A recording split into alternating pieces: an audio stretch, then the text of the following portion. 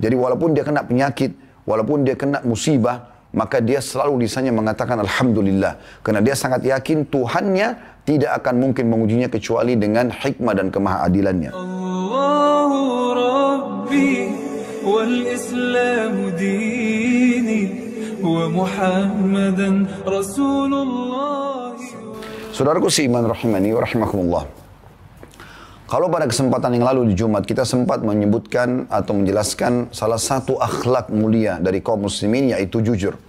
Dan bagaimana kejujuran sebagaimana dijelaskan dalam hadis adalah keselamatan. Walaupun sebagian orang menganggapnya adalah kecelakaan. Dan sudah panjang lebar kita jelaskan tentang keutamaan-keutamaannya yang merupakan motivator utama agar setiap orang muslim dan muslimah menjadikannya sebagai pegangan hidup. Pada kesempatan ini ada sebuah kata kunci rahasia dan akhlak juga mulai dari kaum muslimin yang masih sangat sedikit orang yang mengamalkannya walaupun sudah sering mendengarkannya, yaitu syukur. Bagaimana Allah subhanahu wa ta'ala dan Rasulullah SAW menekankan agar semua umat Islam berakhlak dengan sifat syukur ini. Ibnu Qayyim rahimahullah menyebutkan tentang definisi syukur. Asyukru, kata beliau, syukur itu adalah zuhur athari ni'matillahi ala lisani abdih, yaitu menampakkan dan menunjukkan adanya nikmat Allah pada diri seseorang melalui lisan hamba tersebut, yaitu sana'u wa'tirafa, dengan puji-pujian dan juga mengucapkan kesadaran diri bahwa ia telah diberikan nikmat. Wa ala qalbihi syuhudan wa mahabbah, dan di dalam hatinya dipenuhi dengan persaksian terhadap nikmat tersebut serta kecintaan kepada Allah yang telah memberikan nikmat. Wa ala jawarihi inqiyadu wa ta'ah, dan akhirnya telah aplikasikan dalam anggota tubuhnya keseharian berupa kepatuhan dan ketaatan kepada Allah subhanahu wa ta'ala. Syukur ini teman-teman sekalian adalah kata kunci bagaimana seluruh nikmat yang Allah berikan kepada kita bertambah atau minimal dia akan bertahan. Dan sangat sedikit hamba-hamba Allah yang bersyukur, dan Allah gambarkan dalam Al-Quran, wa qalilun min ibadiyasy syakur, tapi sayang sangat sedikit hambaku yang bersyukur. Pertanyaannya, kenapa sedikit hamba Allah yang bersyukur sementara mereka sudah semestinya tahu dan kelaziman harus difahami kalau syukur sebab utama bertambahnya nikmat. Karena Allah SWT berfirman dalam ayat yang lain, A'udzu billahi minasyaitonir rajim, la in syakartum la azidannakum wa la in kafartum inna adzabi lasyadid. Kalau kalian bersyukur saya pasti akan tambah. Kalau kalian kufur maka azabku sangat pedih. Dan kufur maksudnya adalah kufur lawan daripada syukur itu sendiri, mengingkari nikmat-nikmat Allah. Karena memang banyak orang di antara kita mau mengucapkan syukur kalau apa yang sedang dia targetkan tercapai. Dan itu harus seperti apa yang dia persepsikan. Padahal sebenarnya terlalu banyak nikmat Allah subhanahu wa ta'ala yang melimpah kepada kita dalam keseharian yang luput dari orang, itu adalah sebuah nikmat. Bukankah Nabi SAW sudah bersabda dalam hadis yang sahih, Man asbaha aminan fi sirbih, siapa yang tiba pada pagi hari dalam kondisi aman di tempat tinggal dia. Sebagian ulama hadis mengatakan bisa rumahnya, bisa juga wilayah tempat dia hidup, kota ataupun negaranya. Aman, tidak ada pertempuran, tidak ada kekacauan. Ya. Kemudian mu'afan fi jasadi, dia dalam kondisi jasadnya sehat. Lahu qutu yaumih, dan dia punya makanan yang mencukupinya untuk hari itu.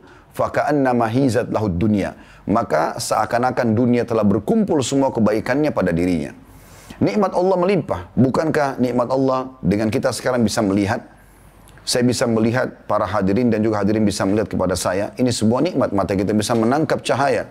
Bukankah hidung kita terus saja menarik oksigen dan juga mengeluarkan dalam waktu yang sangat selisih detiknya dekat sekali hasil-hasil pembakaran dari tubuh kita? Bukankah juga lisan kita bisa membedakan mana rasa manis, asam, pedas dalam waktu seketika? Bukankah kuping kita bisa membedakan mana suara, intonasi suara yang besar dan mana yang kecil? Bukankah seluruh anggota tubuh kita atau kulit kita masih pekah? Dengan memegang sebuah benda kita bisa bedakan mana kasar, mana lembut. Dan seterusnya, kalau kita ingin rincikan seluruh anggota tubuh kita, maka kita akan temukan nikmat Allah yang melimpah. Bahkan, seringkali saudaraku seiman, ada hal-hal yang mungkin di mata kita itu adalah sebuah tanda kutip siksaan, tapi itu adalah nikmat Allah. Bukankah kalau ditanya seseorang di antara kita, apa kau suka dengan rasa lapar? Tentu dia akan mengatakan tidak. Karena di persepsi dia tanda kutip, lapar adalah sebuah siksaan. Atau kalau ditanyakan apakah kau ingin haus? Maka jawabannya tentu tidak. Karena di persepsi dia secara pribadi itu adalah sebuah siksaan, tanda kutip di sini. Begitu juga pada saat dikatakan apakah kau ingin capek? Maka mungkin jawaban dia ya tidak. Karena bagi dia capek adalah sebuah siksaan. Tetapi ini semua adalah nikmat-nikmat Allah yang besar. Bukankah tanpa lapar kita tidak enak makan? Bukankah tanpa haus tidak enak kita minum? Bukankah juga tanpa capek tidak enak kita istirahat? Kalau seandainya kita dalam kondisi lapar, saudaraku seiman, walaupun kita hanya makan nasi sama tempe atau sama sambal, lahapnya luar biasa. Tapi pada saat kita lagi kenyang, walaupun ditawarkan makanan yang sangat mewah, kita akan anggap tidak perlu lagi menggunakan atau mengkonsumsi itu. Begitu juga dengan pada saat kita haus. Kita akan order khusus minuman yang dingin. Karena itu dengan haus kita merasakan nikmatnya minum tadi. Begitu juga pada saat kita dalam keseharian bekerja. Atau kita kasih contoh yang lain. Kalau dalam keseharian seseorang tidur. Dari pagi dia tidur. Sampai menjelang malam atau sore hari. Kemudian di malam hari disuruh tidur lagi. Kalau kita tanya apakah dia mau tidur, jawabannya tentu tidak. Karena dia sudah selalu tidur dari pagi sampai sore.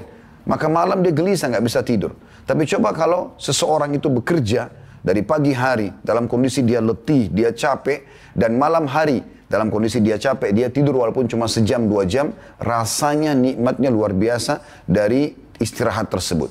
Berarti apa yang kadang-kadang dianggap dalam persepsi sebagian orang negatif, itu adalah sebuah siksaan, ternyata nikmat Allah yang sangat besar.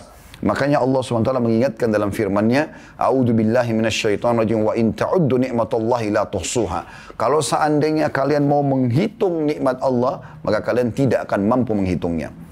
Syukur adalah sifat Allah Subhanahu wa taala. Allah adalah syakur. Dalam firman-Nya dalam surah Asy-Syura ayat 23 berfirman, A'udzu billahi minasyaitonir rajim, innallaha ghafurun syakur. Allah itu zat yang ghafur dan juga zat yang syakur.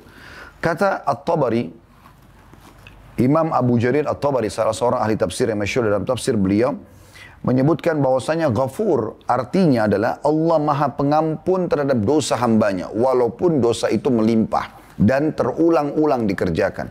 Dan syakur adalah maha pembalas kebaikan sehingga Allah melipat gandakan ganjarannya. Di dalam firman Allah yang lain dalam surah At-Taghabun ayat 17, Allah SWT berfirman, A'udzu billahi minasyaitonir rajim, wallahu syakurun halim. Allah itu syakur dan halim. Kata Ibnu Katsir rahimahullah dalam tafsir beliau, syakur dalam ayat ini adalah maksudnya memberi balasan kebaikan yang sedikit dengan ganjaran yang banyak. Ini sifat Allah Subhanahu wa taala, dan Allah mau kita bersifat dengan sifat terima kasih atau syukur ini.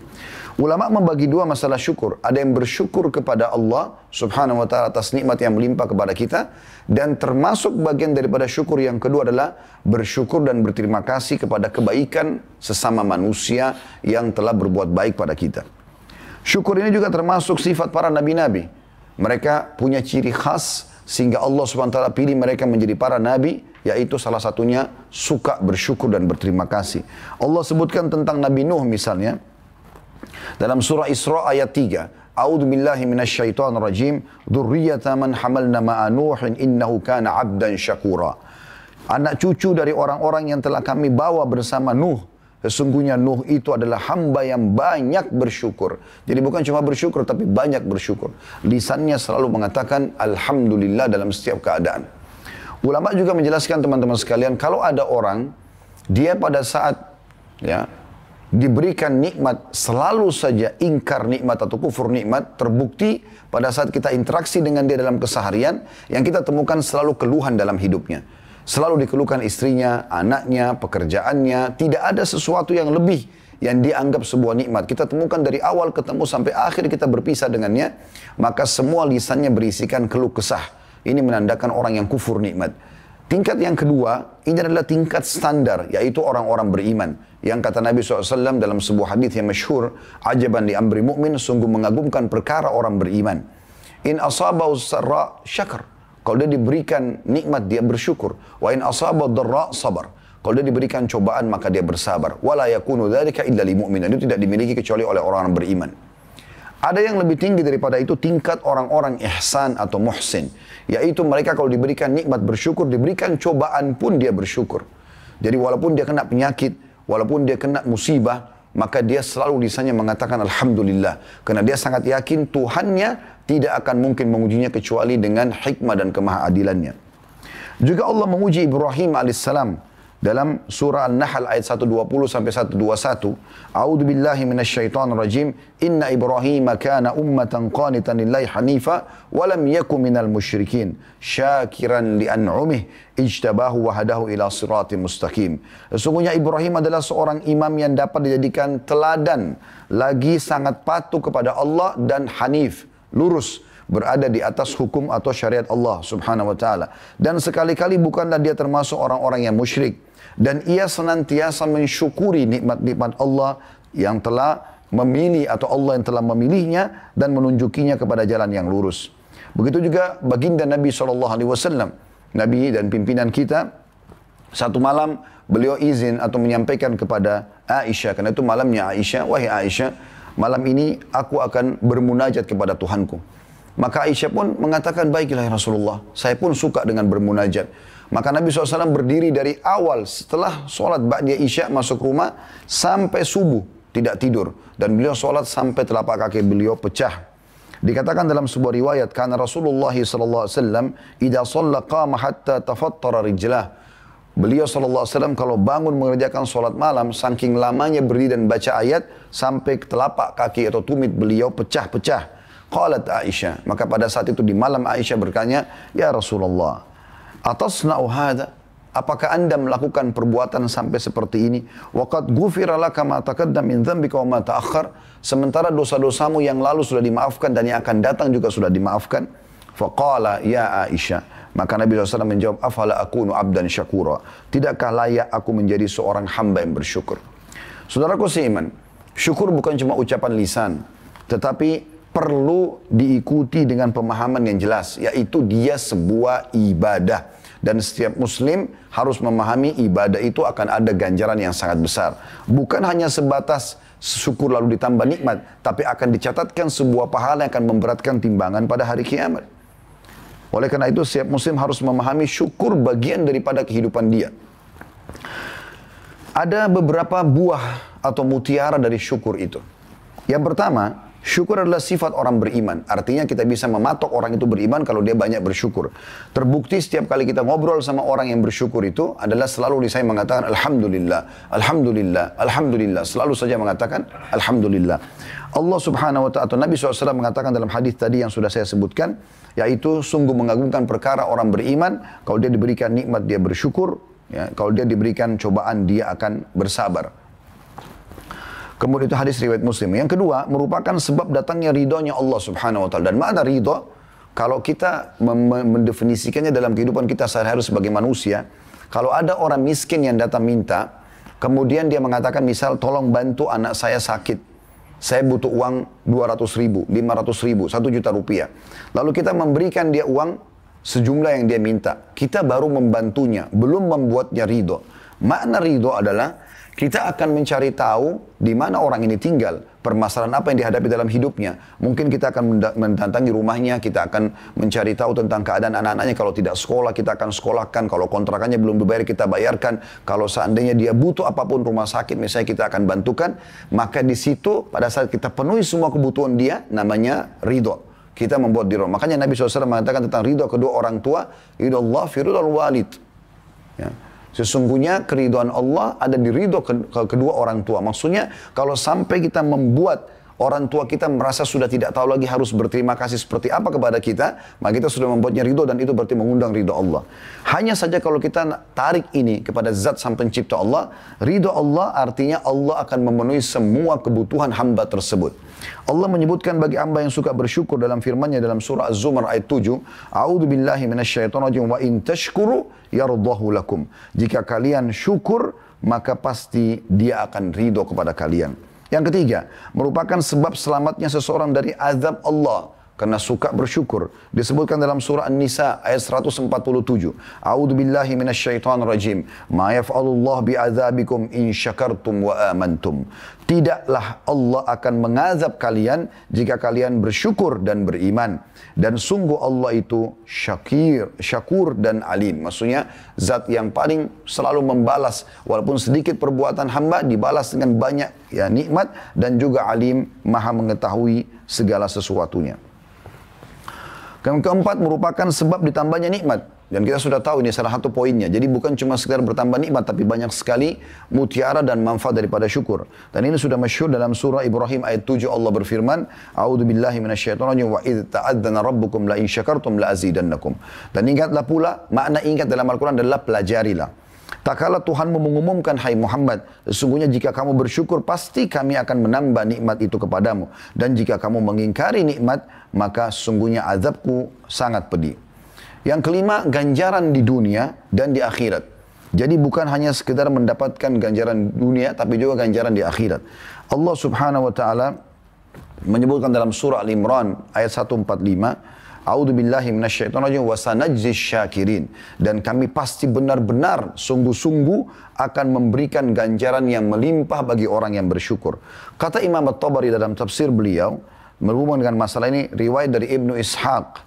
Maksudnya adalah karena bersyukur Allah akan memberikan kebaikan yang ia janjikan di akhirat. Dan Allah juga akan melimpahkan rezeki bagi hamba tersebut di dunia. Orang-orang yang bersyukur teman-teman sekalian adalah tanda-tandanya selalu mengakui nikmat-nikmat Allah subhanahu wa ta'ala. Dan bukan termasuk orang yang bersyukur kalau hatinya dipenuhi dengan hasad, iri dan dengki. Kita kalau melihat nikmat yang sedang melimpah pada saudara kita muslim, tugas kita adalah kita meminta kepada Allah subhanahu wa ta'ala agar diberikan nikmat yang serupa. Tanpa berharap nikmat itu hilang dari saudara kita muslim. Karena tanda-tanda bersyukur adalah seorang hamba meminta kepada Allah tanpa jenuh dan tidak pernah berhenti sampai Allah memberikan kepadanya kecuali hal tersebut yang haram. Kalau selama halal minta saja. Dan tidak boleh kita merasa cemburu yang membuat nikmat yang ada pada orang lain hilang darinya. Misal ada orang Allah berikan lebih tampan, lebih cantik, lebih kaya, lebih pintar dan segala macam hal.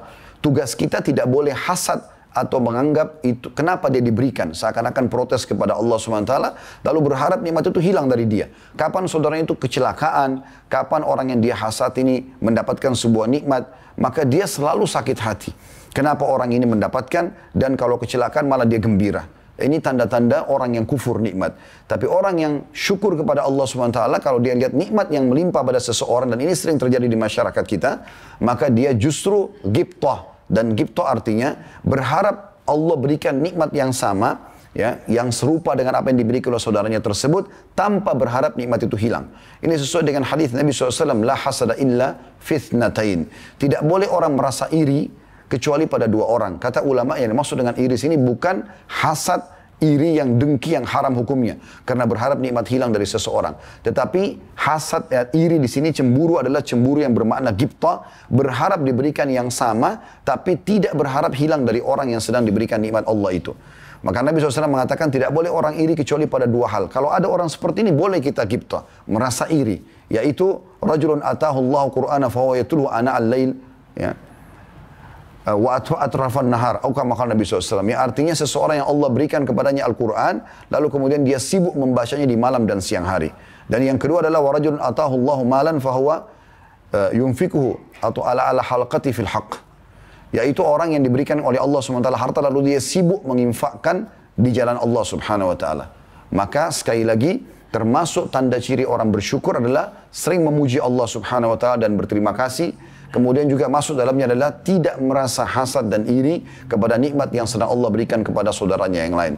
Semoga Allah menjadikan kita orang yang selalu bersyukur kepadanya dan juga kita bersabar pada saat ada cobaan yang sedang datang. Aqulu qauli hadza, saya sudah mengucapkan perkataan saya ini, wa astaghfirullah li wa lakum, dan saya beristighfar kepada Allah dan mengajak jemaah istighfar kepada Allah. Fastaghfiruhu innahu wal ghafurur rahim. Beristighfarlah kepadanya karena Dia Maha menerima atau Dia Maha pengampun lagi Maha penyayang. Alhamdulillah, wassalatu wassalamu ala rasulillah. Segala puji dan puja kehadirat Allah subhanahu wa ta'ala, juga salawat dan taslim kepada Nabi besar Muhammad sallallahu alaihi wa sahbihi wasallam. Sebelum kita menutup dengan doa, saya ingin mengingatkan juga poin penting. Saudaraku seiman, Allah itu maha pemurah, maha penyayang. Dan dia pemberi rezeki seluruh alam semesta ini. Maka selalulah minta kepada Allah subhanahu wa ta'ala. Dan kita dalam meminta kepada Allah agar nikmat melimpah kepada kita, tidak ada batasnya selama itu halal. Jadi minta saja kepada Allah subhanahu wa ta'ala walaupun mustahil di mata manusia.